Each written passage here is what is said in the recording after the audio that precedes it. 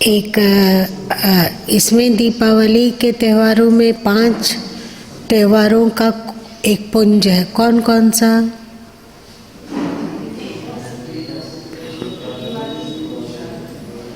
नहीं सुना है, ठीक से बोलो।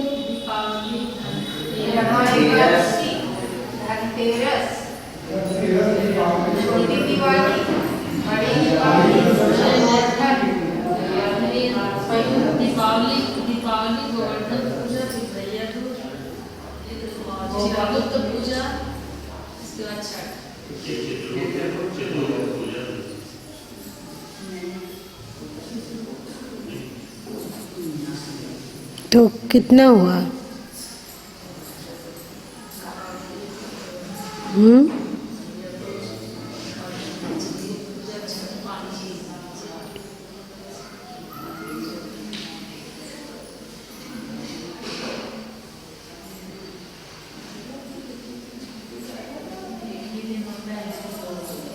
क्या होता है? एक ही दिन मैया चतुर्दशी पूजा होती है, लेकिन चतुर्दशी पूजा किसी खास समुदाय के लिए हुआ और मैया सब लोग मनाते। चित्रगुप्त पूजा एक समुदाय विशेष? सब लोग तो नहीं मनाते, 22 लोग सिर्फ मनाते, लेकिन भैया दूज तो सभी बहनें करती है भाई के।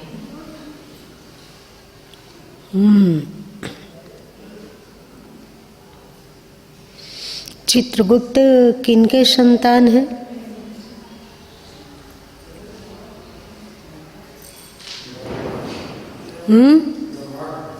क्या? ब्रह्मा जी का। खोज करना होगा।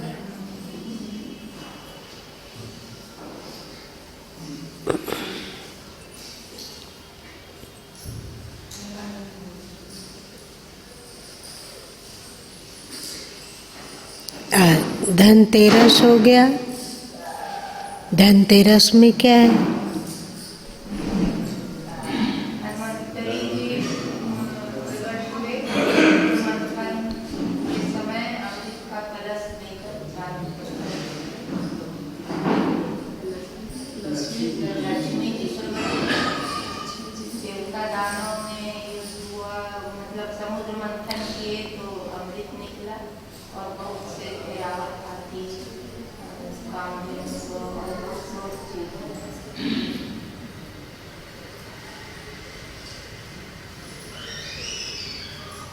धन्वंतरि जी को किस चीज का लॉर्ड माना जाता है?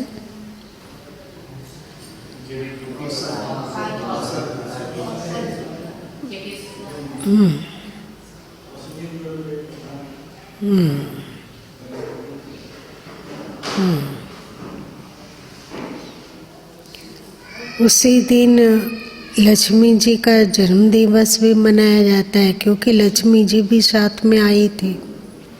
तो धन्वंतरि चीज में पौराणिक धर्म के अनुसार धन्वंतरि जी और लक्ष्मी जी की उपासना होती है, और माना जाता है कि एक ही गर्भ से जन्म लेने के कारण वे लोग भाई बहन हैं। फिर उसके बाद आता है नरक चतुर्दशी।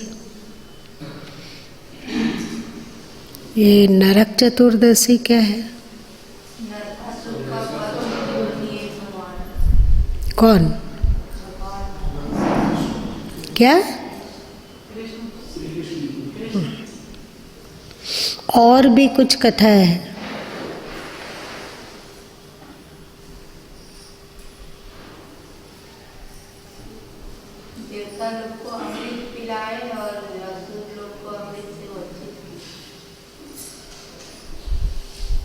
असुर लोग को अमृत से वंचित करना क्या भगवान का पक्षपात नहीं है?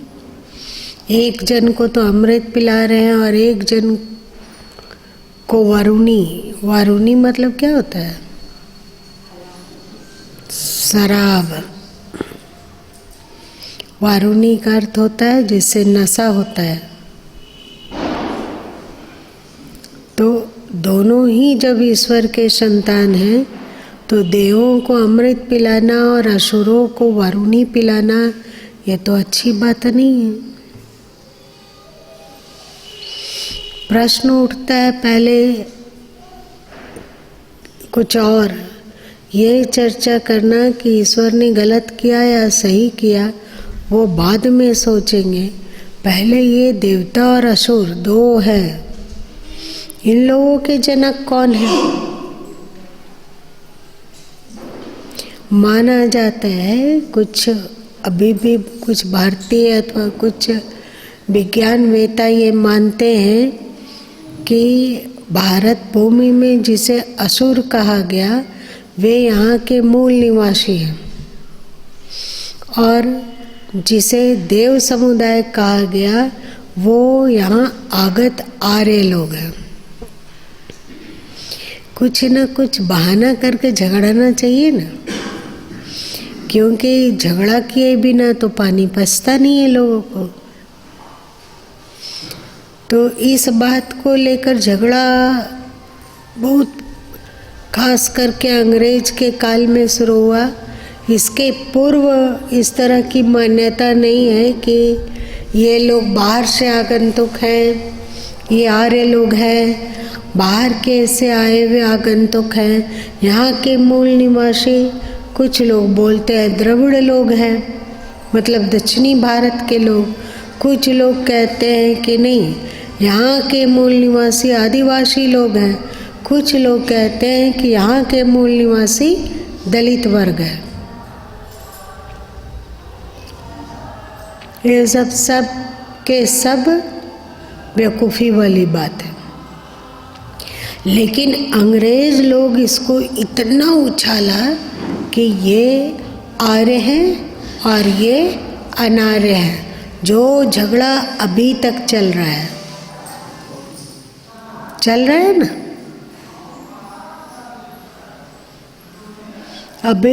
अभी भी कुछ लोग कहते हैं कि हम आर्य हैं और ये लोग यहाँ का मूल निवासी है। कुछ लोग कहते हैं हम मूल निवासी हैं और बाकी लोग आगंतुक हैं, जो दुनिया के किसी क्षेत्र से आकर घुमंतु लोग थे, यहाँ आए और बस गए। क्योंकि वे लोग शक्तिशाली थे इसीलिए वे लोग अपना राज्य कायम कर लिए। और बाकी जो यहाँ के मूल निवासी थे उन्हें शूद्र घोषित कर दिए कि ये लोग शूद्र हैं, ये लोग अछूत हैं, आर्य लोग श्रेष्ठ हो गए, बाकी को शूद्र हो गया। तो यहाँ के मूल निवासी लोग को शूद्र कह दिया। ये बात को लेकर झगड़ा। अब बताओ कि ये असुर लोगों की उत्पत्ति कहाँ से है और देवलोक की उत्पत्ति कहाँ से है? अभी हाल फिलहाल में गुरु माँ इस पर चर्चा की है।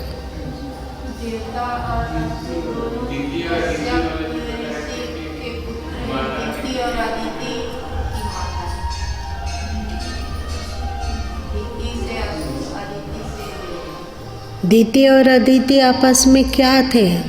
केवल सौत थे या कुछ और भी थे? सगी बहन थी, तो उनकी माताएं भी एक ही माँ बाप से आए, है ना। चाहे दीति हो, अदिति हो, चाहे कद्रू हो, चाहे अन्य नाम वाली हो, तो सब वे सगी बहनें हैं और एक ही पति को ब्याही गई है, कश्यप ऋषि को। और उनके द्वारा एक माँ से जो जन्म हुआ वो देवता कहलाए, दूसरी माँ से जो जन्म हुआ वो असुर कहलाए। मतलब वहाँ भी एक ही है बहन। ऐसा नहीं है कि बोला जाता है ना कि रावण की माँ कैकसी असुर कुल की थी, है ना, और उनके पिता विश्रवा वे क्या थे? ब्राह्मण, मतलब आर्य कुल के थे। ऐसा बोलते हैं और फिर झगड़ा की बात शुरू होती है। पर यहाँ पर असुर और देव दोनों की माता, ऐसा नहीं कह सकते हैं कि उसकी माता असुर कुल की है, उसकी माता देव कुल की है, ऐसा नहीं है। दोनों का कुल माता का एक ही है ना, और पिता का भी कुल एक ही है। एक ही पिता और अलग अलग माता, तो अलग अलग माता का भी कुल एक ही है। इसलिए देव और असुर दोनों भाई है ना, एक ही से जन्म हुआ, उनका कुल खानदान एक ही है। जिस माँ का स्वभाव थोड़ा कड़वा था, थोड़ी झगड़ालू थी, थोड़ी स्यालू थी, उनके बच्चे उसी तरह के हुए। और जिनकी माँ का स्वभाव बहुत अच्छा था, उनसे जो जन्म हुआ वो देवता कहलाए ना। तो इसमें माँ का स्वभाव विशेष रूप से बढ़ता हुआ दिखाई देता है। कश्यप तो एक ही है, पर माँ के स्वभाव के विभिन्नता के कारण लोग अलग अलग नाम से कहे गए। तो ये देव समुदाय है, ये असुर समुदाय है। कहने में लगता है कि दो है, पर इन दोनों का कुल खानदान एक ही है। अपने स्वभाव और संस्कार के अनुसार लोग देव हुए, चाहे असुर हुए, चाहे दानव। दनु नाम था उनकी माँ का। कश्यप जी की एक पत्नी का नाम दनु था। दनु, दीति, अदिति, कद्रू सब एक अपनी बहनें, सगी बहनें, और एक ही ऋषि कश्यप से ब्याही गई है। तो प्रश्न उठता है कि नरकासुर का वध श्री कृष्ण किए, और सतयुग में कभी देवताओं को तो अमृत पिलाया गया, पर असुरों को वरुणी पिलाया गया, मतलब नशा उत्पन्न करने वाला। इसका मतलब क्या हुआ? क्यों पिलाया जाएगा? भगवान को तो द्वैत नहीं करना चाहिए, एक समान लेना चाहिए, नहीं, सब पर समान दृष्टि होनी चाहिए। एक बात याद रखना कि ना भगवान किसी को अमृत पिलाते हैं, ना भगवान किसी को वारुणी पिलाते हैं।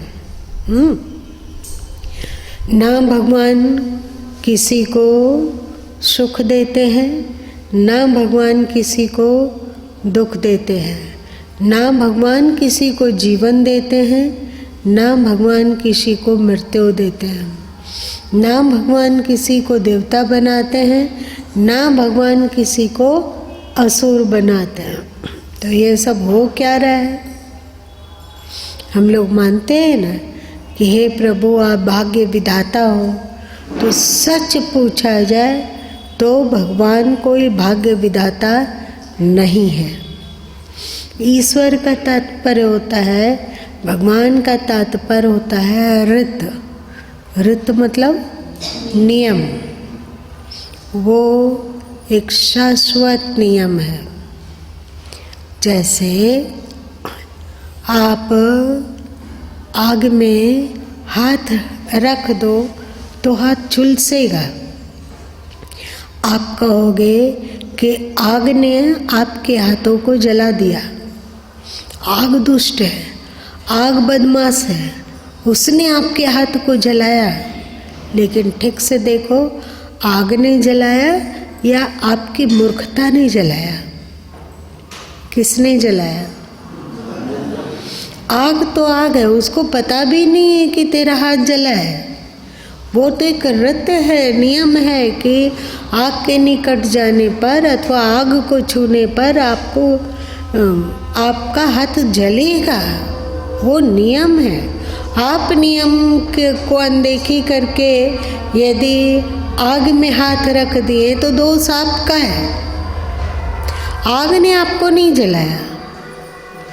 वैसे ही ईश्वर नृत्य है, जो सद्गुणों को अपनाता है, श्रेष्ठ आचरण को अपनाता है, तो उसके जीवन से शांति रूपी अमृत छलकता है।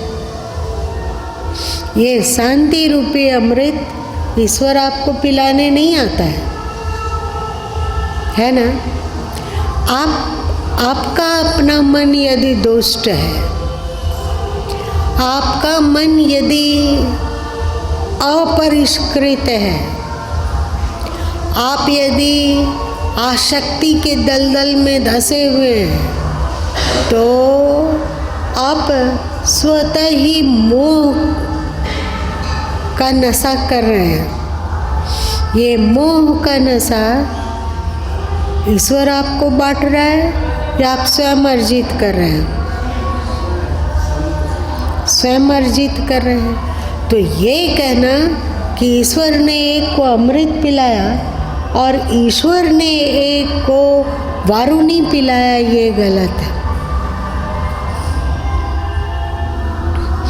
आपका अपना कर्म, आपकी अपनी सोच ही आपको अमृत पिलाता है और आपको नशा करवाता है। आपकी सोच वो तटस्थ है, वो असंग है, वो मात्र आपको सत्ता दे रहा है। आपको बुद्धि दे दी गई है, आपको मन दे दिया गया है, आपको इंद्रियाएं दे दी गई है और आपको स्वतंत्र किया गया है कि इन इंद्रियों से आप क्या कमाते हो, इस मन से आप क्या अर्जित करते हो, इस बुद्धि से आप किस ओर बढ़ते हो, ये सब आप पर निर्भर है। सभी व्यक्ति में ईश्वर ने विवेक को दिया है, दिया कि नहीं? नहीं दिया? विवेक को दिया। अब इस विवेक से अधिक आप अपनी मूर्खता को बढ़ा लेते हो तो विवेक ढक जाता है और मूर्खता हम लोग के जीवन पर हावी हो जाती है। तो ये मूर्खता हम लोगों ने उत्पन्न किया, ईश्वर का दिया वो मूर्खता नहीं है। आप इस मार्ग में चलोगे तो आपको मूर्खता मिलेगी, इस मार्ग पे चलोगे तो आपका विवेक पुष्ट होगा। यह सब कुछ हम लोग पर निर्भर है।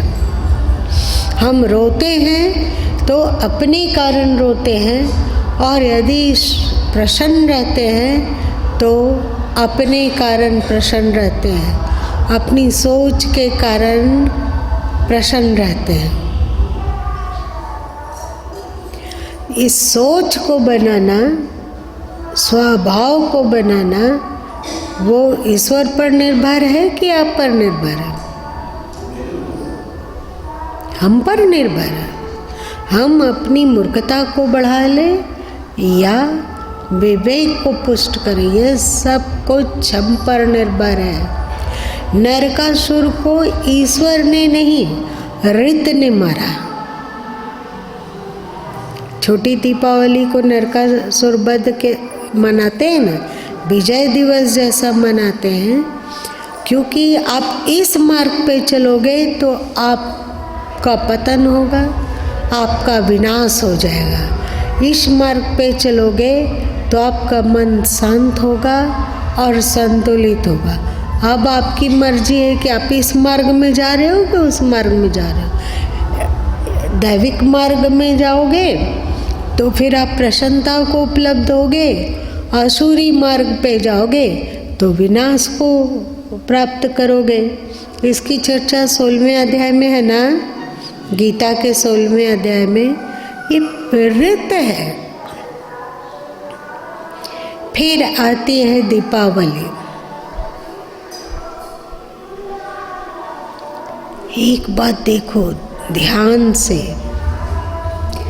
लक्ष्मी जी की महत्ता बहुत है। धरती में यदि किसी की पूजा सर्वाधिक होती है तो वो लक्ष्मी ही है। चाहे हिंदू लोग हो वो भी लक्ष्मी के पीछे है, मुस्लिम है वो भी लक्ष्मी के पीछे दौड़ रहा है, ईसाई है वो भी सिख, जैन, बौद्ध, भारत के वासी, अमेरिकन, चाहे इंग्लैंडियन अथवा अरब, इज़राइल, कहीं भी, इराक हो, ईरान हो, हर जगह लक्ष्मी की पूजा हो रही है। होती है कि नहीं? और लक्ष्मी जी एक अद्भुत चीज प्रस्तुत करी, अद्भुत। चलो भाई, शास्त्रों में आता है लक्ष्मी जी के संतान की चर्चा नहीं आती है, नहीं ना आती है। चर्चा आती है कि समुद्र से लक्ष्मी जी के साथ साथ चंद्रमा भी उत्पन्न हुआ, कामधेनु उत्पन्न हुई, ऐरावत हाथी उत्पन्न हुआ, अमृत उत्पन्न हुआ, विष उत्पन्न हुआ, ये सब उत्पन्न हुए। मतलब ये लक्ष्मी जी के भाई बहन हैं। और लक्ष्मी जी का प्रेम देखो कि वे अपनी देवरानी बोल दो, जेठानी बोल दो, उसके बच्चे कौन? गणेश जी, उनको अपने बगल में बैठाकर अपनी पूजा के साथ साथ गणेश जी का भी पूजा कराती है। ये बड़ा दिल की बात है कि छोटा दिल में भी हो सकता है। क्या हम लोग ऐसा कर सकते हैं? यहाँ पर कोई बहन लोग बताओ, कोई कर सकते हो ऐसा? उतना ही लाड़, उतना ही प्यार, अद्भुत। और केवल गणेश जी को ही अपने बगल में नहीं विराजित की, साथ साथ में कहीं नहीं, हमसे पहले उसका पूजा करो।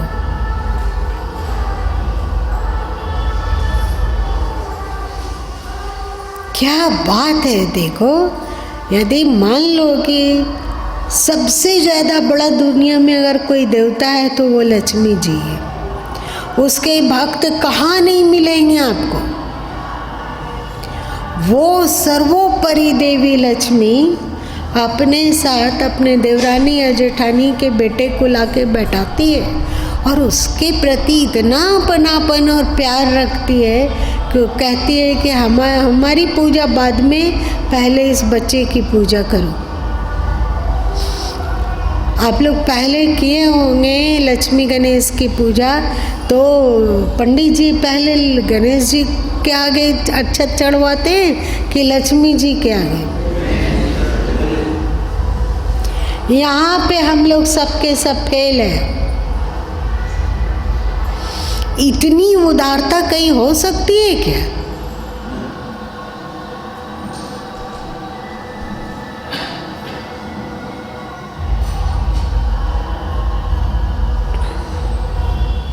चलो, तो शायद लक्ष्मी जी इसी कारण महान बन गई हो। ये याद हम लोग कर लिए कि असुर और देव समुदाय एक ही परिवार है। अब अभी आप इसके बाद बोलोगे कि भैया दूज है, तो ये भैया दूज क्या होता है? नहीं, दीपावली के बाद गोवर्धन पूजा है। इसमें तो आप सब जाने कि एक संगठन को उन्होंने, भगवान ने, श्री कृष्ण ने संगठन में शक्ति है इसको उजागर किया। वस्तुतः गोवर्धन पूजा के द्वारा आप संगठन की पूजा करते हो अथवा आप संगठन की प्रेरणा लेते हो। कृष्ण जी सक्षम थे, चाहते तो अपनी एक ही उंगली में, और वास्तव में वही उठा के रखे थे, परंतु सब ग्वाल बाल आ जाओ आ जाओ आ जाओ आ जाओ, ये पहाड़ गिर सकता है, आ जाओ जल्दी जल्दी लाठी लगाओ, सबको ये अपना अपना सब आके लाठी लगाया और गोवर्धन पर्वत ऊपर उठ गया। तो इसके द्वारा आपको क्या शिक्षा मिली? संगठन में शक्ति है। संगठन यदि हो तो असंभव से असंभव कार्य भी किया जा सकता है ना? फिर आता है किस चीज की पूजा? चित्रगुप्त पूजा। ये है क्या? खोजना पड़ेगा कि कहाँ से इनका जन्म कहाँ से हुआ। जैसे विश्वकर्मा जी का और ये वो सब का इतिहास ढूंढोगे तो कहीं ना कहीं इसका इतिहास मिलेगा। वैसे ही चित्रगुप्त भी है, इसका इतिहास ढूंढोगे तो कहीं ना कहीं मिल जाएगा। और आप चकित होगे जो अभी कहा जा रहा है कि यह एक जाति विशेष की पूजा है, ऐसा है नहीं। एक जाति विशेष उसको इसलिए विशेष रूप से अपनाया क्योंकि माना जाता है कि चित्रगुप्त सारा हिसाब किताब बारीकी से रखते हैं, है ना? और कायस्थ समुदाय को लिखने पढ़ने में बहुत अच्छा लगता है। हिसाब किताब लेना देना, क्या बकाया है क्या नहीं है, बढ़िया से हिसाब किताब बही खाता का संचालन करते हैं वे लोग। चित्रगुप्त को ब्रह्मा जी का मानस पुत्र माना जाता है। चित्रगुप्त का अर्थ होता है कि जो गुप्त रूप से चित्र और आपका चरित्र दोनों का लेखन करता है। कहाँ है वो? हम लोग क्या करते हैं पल पल में, ये अंदर के चित्रगुप्त को पता है कि नहीं है? पता है वो सब लिख रहा है कि नहीं लिख रहा है, एक एक पल का। अब देखिए आश्चर्य होता है कि 20 साल 25 साल पहले कोई पुस्तक पढ़ी गई है, भूल गए कि उसका क्या कहानी है। सो आप याद करते हो कि नहीं, इसको तो पढ़े हैं लेकिन क्या पढ़े, दिमाग में जो डालते हो नहीं याद आती है। तो आप थोड़ा सा पुस्तक पढ़ के 2-4 पन्ना उसको उलटिए पुलटिए और पढ़िए, याद आ जाती है कि नहीं याद आती है? याद आती है। मतलब हम लोग जो आज से 20 साल पहले पढ़े, इसको अंदर में बैठा हुआ कुछ लिख लिया कि आपने ये किया है। आप कभी कोई भद्दी पुस्तक पढ़ो, भूल जाओ उसे पढ़कर, लेकिन फिर से वो भद्दी पुस्तक आपके हाथ में आएगी तो आपको याद आएगी कि नहीं कि क्या चीज़ पढ़े क्या नहीं पढ़े। मतलब वो गुप्त रूप से रहकर हमारा सारा कर्मों का लेखा जोखा कर रहा है, सब कुछ का, एक एक पल का। क्या हम देख रहे हैं, क्या सुन रहे हैं, क्या सूंघ रहे हैं। देखिए आप यदि चंदन अगरबत्ती जलाते हैं तो अभी जलाना शुरू ही कर रहे हैं, लेकिन अंदर में आ जाता है दिमाग में कि नहीं इसकी खुशबू ऐसी है, इसको भी कोई लिख के रख लिया। बाबा इतना बड़ा जासूस बैठा हुआ है हम लोग के भीतर, उसी जासूस को कहते हैं हम लोग चित्रगुप्त पूजा। लेकिन उस जासूस को तुम चाहोगे कि कुछ मेवा मिष्टान चढ़ा के अपना जो हिसाब किताब वे रख रहे हैं उसको थोड़ा अदली बदली करवा लो, होगा क्या? नहीं हो सकता है, कभी नहीं हो सकता है। कहीं आपको बड़ा नाला से गुजरना है तो आपके भीतर क्या कोई इस बात को लिखेगा कि यहाँ से इत्र की खुशबू आएगी, ऐसा कोई है लिखा हुआ? पहले से ही जानेंगे, कहेंगे ना नाले के बगल में नहीं बैठना चाहिए, बदबू के बारे नाक पटेगा, है ना? तो वो क्योंकि लिखा हुआ है। ये हो गया चित्रगुप्त पूजा। चित्रगुप्त पूजा के अंतर्गत हम लोगों को बोध होना चाहिए कि हमारे भीतर ही वो चित्रगुप्त बैठे हुए हैं और वे हमारा सारा हिसाब किताब और भगवान की व्यवस्था यदि देखोगे तो दंग रह जाओगे। सोचो अभी धरती पर कितने मनुष्य हैं?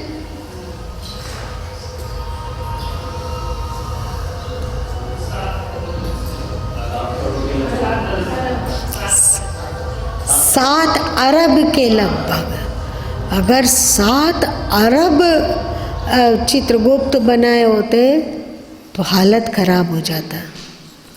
एक एक लोग का हिसाब किताब रखना आसान नहीं है, तो उन्होंने एक ऑटोमेटिक चीज़ बनाया। हम लोगों के अंदर में ऑटोमेटिक चित्रगुप्त जो हमारा केवल हमारा हिसाब किताब रख रहा है, बाकी लोगों के भीतर जो चित्रगुप्त है वो उसके भीतर का बैठा हुआ चित्रगुप्त काम कर रहा है। और मजे की बात यह है कि केवल मनुष्य के भीतर ही चित्रगुप्त नहीं है, पशु पक्षी कीड़े मकोड़े सबके भीतर चित्रगुप्त है जो कि उसके जीवन का हिसाब किताब रख रहा है। जैसे गाय लोग, क्योंकि गाय लोग को नज़दीक से देखा जाता है, तो गाय लोग आप हरा चारा लेकर इधर से उधर हो जाइए, क्या करेगी गैया लोग?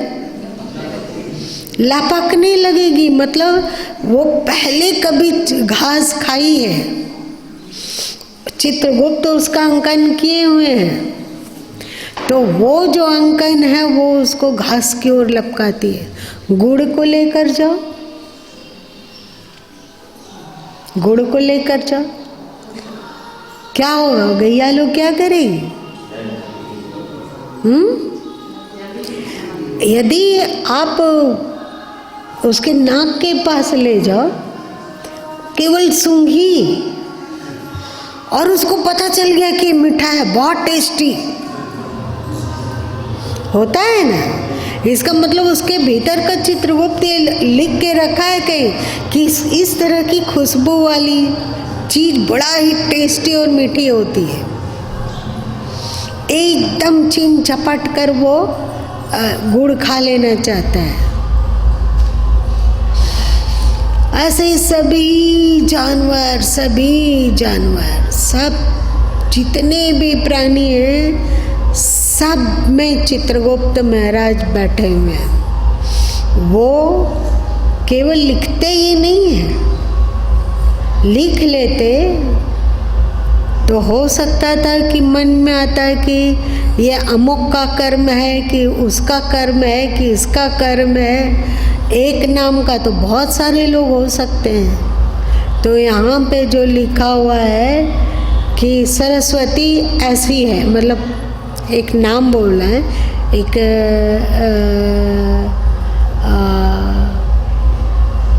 कोई नाम बताओ। दीनू ऐसा किया, ऐसा ये किया, तो हो सकता है कि लोग दलील कर दे कि दीनू नाम का तो कम से कम सैकड़ों आदमी, हजारों आदमी होगा, इसमें किस दीनू के बारे में लिखा हुआ है और ये दीनू हम ही हैं, इसका क्या सबूत है? तब तो चित्रगुप्त जी फेरा में पड़ जाते हैं कि किस दीनू की ये सब हरकत है, तो वे सब का चित्र भी लेते जाते हैं। देख लो, ये इस दीनू की करामत है। तुम पूजा करो या ना करो, ये व्यवस्था है। और हमारे ऋषि महर्षि सब त्योहारों के पीछे में एक इशारा देते हैं, संभल जाओ, अभी समय है। इस दीपावली के त्यौहार के द्वारा आपको अध्यात्म का सार निचोड़ का दिग्दर्शन हो जाएगा। अध्यात्म क्या है, इन सब का ज्ञान हो जाएगा। आप बताओ एक चीज कि जैसे बतलाया गया कि देवता और असुर एक ही कुल खानदान के हैं, एक ही तरह के माँ बाप से उत्पन्न हुए, एक ही माँ बाप के यहाँ से जन्म मिला है उनका। आप बताइए, आप लोगों के भीतर देवता और असुर का जन्म होता है कि नहीं? दैविक वृत्ति और असुरी वृत्ति जहाँ से जन्म होता है वो दो तरह का, दो जगह से अलग अलग जन्म होता है कि सबका जन्म?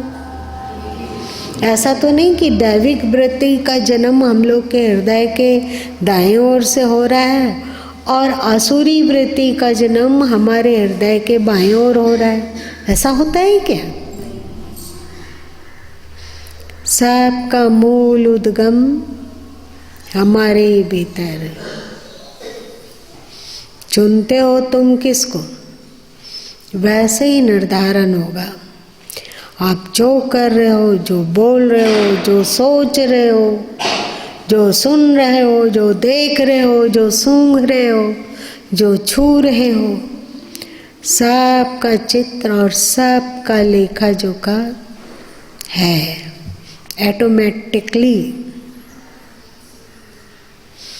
और वो जो लेखा जोखा है उसी लेखे जोखे के अनुसार फिर हम लोगों का मन बनेगा, बुद्धि बनेगी, जन्म मिलेगा, हम पतन को प्राप्त होंगे या उत्थान को प्राप्त होंगे। सब इस चित्रगुप्त के लेखा के द्वारा निर्धारित ऑटोमेटिक होगा कि कोई ईश्वर आके एक एक करके करता चलाएगा। ऑटोमेटिक, इतना ऑटोमेटिक। आज थोड़ा सा वैज्ञानिक लोग कुछ ऑटोमेटिक होने लगता है। जैसे आप लोग कोई बड़ा मॉल में गए होंगे अथवा हॉस्पिटल में जाते हैं तो जैसे ही आप नज़दीक पहुंचते हैं ऑटोमेटिकली आपका दरवाज़ा खुल जाता है और जब आप उसको क्रॉस कर जाते हैं तो ऑटोमेटिकली वो दरवाज़ा बंद हो जाता है। होता है ना? आप कंप्यूटर पर बैठे, एक दिन ऐसा आ सकता है कि आपकी उपस्थिति मात्र से आपके मनोभाव को पढ़कर कंप्यूटर खुल जाए। आपके मनोभाव के अनुसार कंप्यूटर अपने आप काम करने लग जाए। आप बैठ गए उसके सामने, आपका मनोभाव क्या है, आप क्या करना चाह रहे हो, उसको पकड़ ले कंप्यूटर का सेंसर और उस तरह का काम करने लग जाए। हो सकता है कि आने वाले समय में ऐसा हो, लेकिन इसे ईश्वर तो पूरा अतन काल से करके छोड़े हुए हैं। सब यहाँ ऑटोमेटिक है, सब कुछ।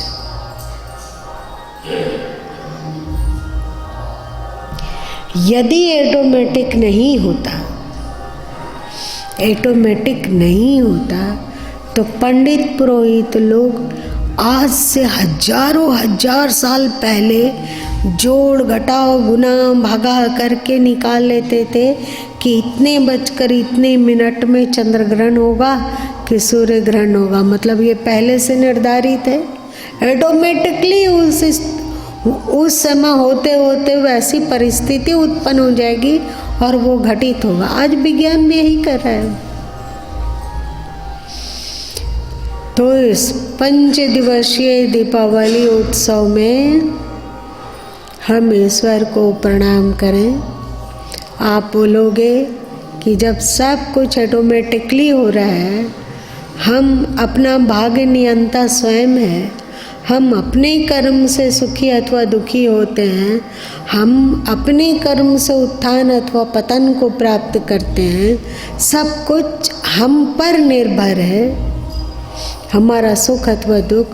तो हम ईश्वर की पूजा ही क्यों करें?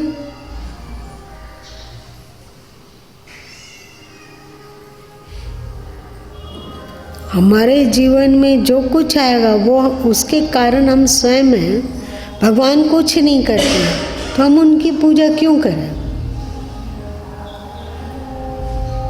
फिर हम अपनी पूजा करेंगे ना, ईश्वर को क्यों लाएं बीच में? आप बताओ कि क्या बोलोगे इसके लिए? ध्यान से सुने हो तो उसका जवाब दो जल्दी से।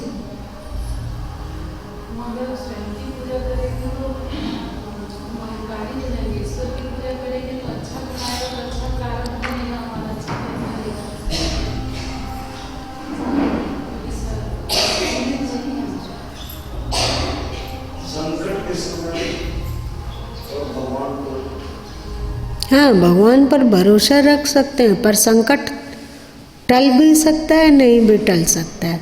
हमारे कर्म कपार में संकट टलना लिखा हुआ तो टलेगा, और कर्म कपार में संकट टलना नहीं लिखा हुआ तो नहीं टलेगा। यद भावी तद न भावी, भावी चेत नान्यथा चिंता विनाशं औषधम किंग न पिबते। जो होने का वो होता है, जो नहीं होने का वो नहीं होता है। चिंता विनाशी औषधि को क्यों नहीं पी लेते हो? कर्म प्रधान विश्व करी राखा, जो जस करे सो तस फल चाखा। सब कुछ तो ईश्वर की पूजा क्यों?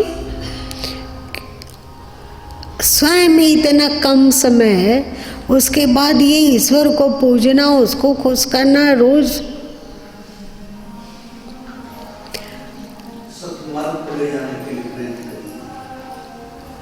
कौन ईश्वर सत्मार्ग में प्रेरित करता है बताइए? अभी देखिए ये मंदिर है ना, दुर्गा मंडप, इसका निर्माण हुए 20 साल हो गया। लोग अच्छा से जब भी पूजा का अवसर आता है तो तेज आवाज में बाजा बजाते हैं और माँ की वंदना स्तुति गांव का कोना कोना तक पहुँच जाए सो उपाय करते हैं। बहुत सारे लोग यहाँ के पूजा कर रहे हैं। कितने लोग सद्मार्ग में प्रेरित हो सके?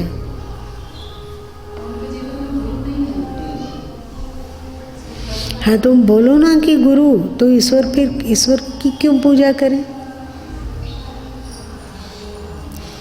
चल अब गुरु में ही बोल देते हैं टूटे फूटे भाषा में। हमने जो किया उसका फल हम पा रहे हैं, ये ईश्वर नहीं देता है। सुख अथवा दुख हमारे अपने कर्मों के द्वारा निर्धारित होता है। अनुकूल परिस्थितियां अथवा प्रतिकूल परिस्थितियां हमारे कर्म के द्वारा होता है। जो जैसा हम कर्म कर रहे हैं अथवा किए हैं वो सब हमें मिलेगा ही। अब इस कर्म के झंझावाट में चैन और शांति और समता बिना गुरु गोविंद के शरण में गए संभव नहीं है। हम परमात्मा से कहते हैं कि परमात्मा, हमने जाना कि जैसा कर्म किया हुआ है उसके अनुरूप सुख और दुख आएगा, पर अब हमसे श्रेष्ठतम कार्य हो, शास्त्र सम्मत कार्य हो, गीता के अनुसार कार्य हो, संत बानी के अनुसार कार्य हो, हमें संभालो। और करने में हम सावधान रहें और जो हो रहा है उसमें प्रसन्न रह सकें। जो हो रहा है उसको हम बदल नहीं सकते, सुख और दुख वाली बात, लेकिन करने में सावधान होने की क्षमता हम लोगों को ईश्वर ने दे रखी है, दिए ना। करने में सावधान, क्या करना है, क्या बोलना है, क्या सुनना है, क्या देखना है, क्या चखना है, क्या स्पर्श करना है, क्या सोचना है, इसका दिशा निर्देश भली भांति दिया हुआ है। वेदों में भी, उपनिषद में भी, गीता में भी, बहुत हद तक रामचरितमानस, रामायण इत्यादि में भी, कथा और कहानी में गूंथ कर महाभारत भी इसी को प्रस्तुत करता है। सभी संत इसी को बोलते हैं। तो ईश्वर की पूजा इसलिए कि हे प्रभु, प्रकृति के उलझाव शुभ और अशुभ में बहुत गोता लगाएं। सुख में भी दुख है और दुख में भी दुख है। इसलिए अब मेरे मन को अपनी ओर आकर्षित करो। पुराना कर्म है उसको तो हमें भोगना ही है, भोगना होगा। उसको हम शांत चित्त से क्षमता पूर्वक भोग लें। सत्य मार्ग की ओर ही चले, असत्य से हमें बचा लो। इसलिए हम परमात्मा की उपासना करते हैं, शांत और शम। संसार में दुख सुख तो सबके जीवन में आता है, पर ज्ञानी लोग ज्ञानी भुगते ज्ञान करी, अज्ञानी भुगते रोए। जो ज्ञान प्राप्त करके ईश्वर मार्गी हो गया, वो ज्ञान के द्वारा समता में स्थिर होकर अपने प्रारब्ध को मजे से भोग लेता है, हंसते हुए मुस्कुराते हुए। और अज्ञानी लोग जो ईश्वर को नहीं मानते हैं, सदशास्त्रों को नहीं मानते हैं, वे रो रो कर कलप कलप कर अपने कर्मों को भोगते हैं। हम लोग सबके सब आनंदित जीवन चाहते हैं या जैसा मिल रहा है कभी रो लेंगे कभी हंस लेंगे, कैसा जीवन चाहते हैं? आनंदित जीवन के लिए हम लोग सोचेंगे कि सभी परिस्थितियां हमारे अनुकूल हो जाए तब आनंदित होंगे, तो इस जन्म में हो सकेंगे क्या? तो जो है जिस परिस्थिति में वहीं प्रसन्न रह सके, यही आशीर्वाद पाने के लिए हम लोग ईश्वर से जुड़ते हैं। थामे रहो हमें प्रभु, कभी भी आसुरी मार्ग की ओर मत जाने देना। थाम लो हमें, कुछ प्रार्थना और कुछ पुरुषार्थ। बस प्रार्थना और पुरुषार्थ दोनों मिलकर, फिर जब दोनों मिल जाएंगे तब चित्रगुप्त को लिखना पड़ेगा क्या? शुभ शुभ शुभ शुभ शुभ शुभ महाशुभ, और सबसे बड़ा महाशुभ तो ईश्वर ही है। फिर हम लोग की जिंदगी से दुखों की छुट्टी, विकारों की छुट्टी। ठीक है, आज 15 मिनट ज़्यादा हो गया, कोई बात नहीं, आज इतना ही रहने दो।